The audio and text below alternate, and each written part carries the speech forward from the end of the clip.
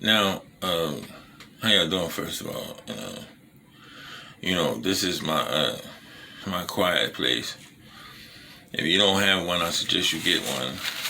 And my late night confession is that I secretly go over my night every night almost. And if I miss a night, it's because I'm tired, sick, etc., etc. But for the most part, every night I go somewhere quiet and I reflect on my day. Was I the best person I could be? Or did I learn anything? Do I have any regrets about the day? Did I miss something today that I cannot afford to miss tomorrow? Or did I take a chance today? All these things. And a lot of people who know me might want to know, like, where did all this dedication to bettering yourself come from? Where did all this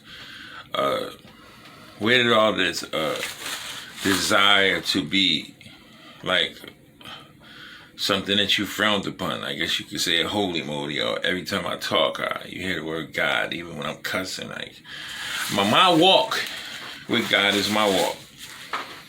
This is my late night confession. I can care less about your walk.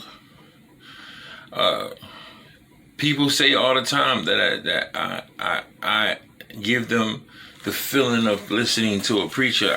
God did not. My ministry at the present time is not to bring souls to God or Christ or Muhammad. May peace and blessings of the Lord be upon them, or to get people to take the Shahada or Judaism. My walk with God is not to bring people along. It's to inform people of the journey that you take. And I don't want to cloud my journey with bringing stuff that seems good. Like, it would be good to be a preacher. Like, no taxes. Or, you know what I mean? Like, that is a job, even though we don't look at it as a job. And I'm not saying anything's wrong with preachers. I wouldn't touch anything that belongs to God. I'm just saying that, it would be nice to be one, but that would just take away from my purpose, which will ultimately take away from my experience in life, will ultimately take away from my money, my finances, my blessings, etc., etc. Right? I am a thief of knowledge. Now, what does that mean? That means that I go out of my way to get things that necessarily wasn't for me. And that's what a thief does. A thief goes and he steals something that don't belong to him. And that's what I do to knowledge. I don't care if I see somebody having a conversation, I listen.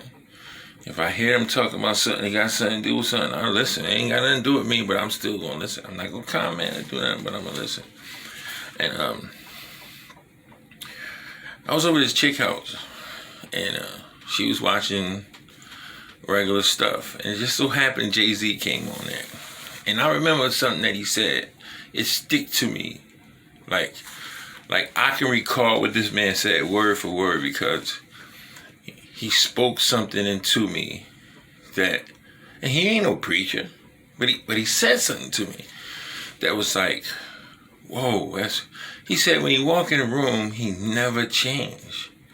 If he walk in a room with millionaires, if he walk in a room with people who broke, if he walk into a room with his fans, if he walk into his room with his family, he said he never changed. He's always consistently who he is. I said, damn, that take a hell of a dude to do that. To not like bend or fold or get caught up, or a person to not get weakened by being around their surroundings, being stronger than themselves, and still having the confidence. And I took that and I apply it to my life now. I don't care who you are. I don't care what you got. I don't care how much better you think that you are.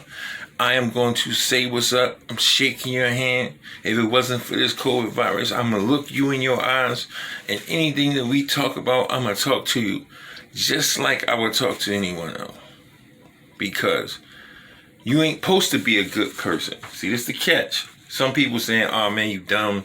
You ain't gonna get nowhere. That's some stupid advice to give somebody. No, what's stupid is for you to believe that you're only supposed to be a good person when you're around certain people.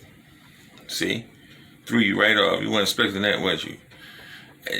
I'm not supposed to be a God-fearing person only when I'm in church. I'm not supposed to be a guy who speak nice to people only when I'm around my family or people that I know. I'm supposed to be the gentleman that I am to my mother, that I am to the lady who lived down the street who might need help with her bags. I am supposed to be a great man everywhere I go. No matter whether I'm talking to a broker inside of a building trying to get a book deal, or whether I'm talking to a bum who just asked me for some change, if he's older than me, I should treat that man with respect. And when I throw respect into the universe, I start to get it.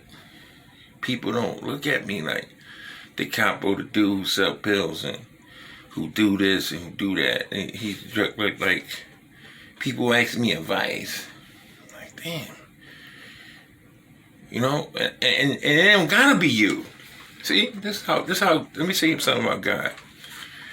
God will take a stranger and bless you the way your family should. He will take a stranger and brighten your day the way your husband should. He will take a stranger and bless you financially like someone that should. God don't need nobody that you know to do what he want to do for you. He don't. There is no group of people who are responsible solely to bless you. I'm a Bruce Lee fan, and a lot of people don't watch his interviews. But he was an intelligent dude. He said, "Be water." He said, when water is poured in a cup, it becomes the cup. When water is poured in a teapot, it becomes a teapot. It can flow and it can smash. That's what he said. Become water. And he just didn't say that. He said it for people to go ponder on it and try to get something out of it. And what people don't understand is that I am just a reflection of what I throw in the universe now. I never understood why when I threw negativity in the universe, something always negative was happening to me. I was always going to fuck the jail. I always getting in an argument. I always getting in a situation where now I got to carry a gun. I was always doing this because the energy I was putting out was only giving me what I asked for. Your energy and your actions are a purpose manifested through your lips, telling life what you want. You ain't got to, well, that was deep right there. I got to copyright that. That's all that it is. You are telling life what you want through what you say and how you act. And all I did in my late night confessions was change how I think, change what I do and the reasons why I do it. And most importantly, understand that I can't do nothing without say it with me, my God. I'm not worried about you and your relationship with God. It's none of my business. It's none of my business whether your God is a snake or a chair or a hat. If your hat is giving you what you need, then you need not to care what nobody else saying. And I refuse to be somebody who takes you off your square because, like, all of these things you must throw in the universe in order for it to manifest itself in your life. You must see it and believe it in order to achieve it. You must have something in you that's positive if you want positivity in your life. And if you still negative and still gossiping and still going around preying on people's downfall, getting mad every time somebody gets something that you felt as though you should get, instead of waiting your turn, your life will always be miserable. And regardless of what anybody else think, my life is beautiful because I know who to judge my life by. I judge my life by me. not by nobody else. How are you feeling, Decopbo, compared to how you was? How is your living situations compared to how it was 2 years ago? How is your pocket compared to how it was 2 years ago? Do you still need to ask people for stuff? Are you still depending on your mother? Are you still doing this? Are you still doing that? Can you buy your girlfriend a dinner without selling no drug? How is your life compared to your life? And I'm doing swell. Doing fine. These are my late night confessions. Once again, like always, I pray that if someone never told you today that they love you, that you understand that I do. I don't know you, but I love you. I have a spirit of love. Also, that you can have a great day on purpose. Not because you got a check or you met the woman of your dreams or the man of your dreams. You can have a great day because you simply woke up. Every time you have a bad day or you having a bad day, stop and think to yourself, there's a dead person who would love to take my place. Last but not least, understand that if you are miserable, you are a participant in your misery, because the thing that you have in your life that makes you miserable, you can erase it or get rid of it and stop the misery that is inflicted in your life. Once again, this is my late night confession. I hope it helps someone. Decopbo 1.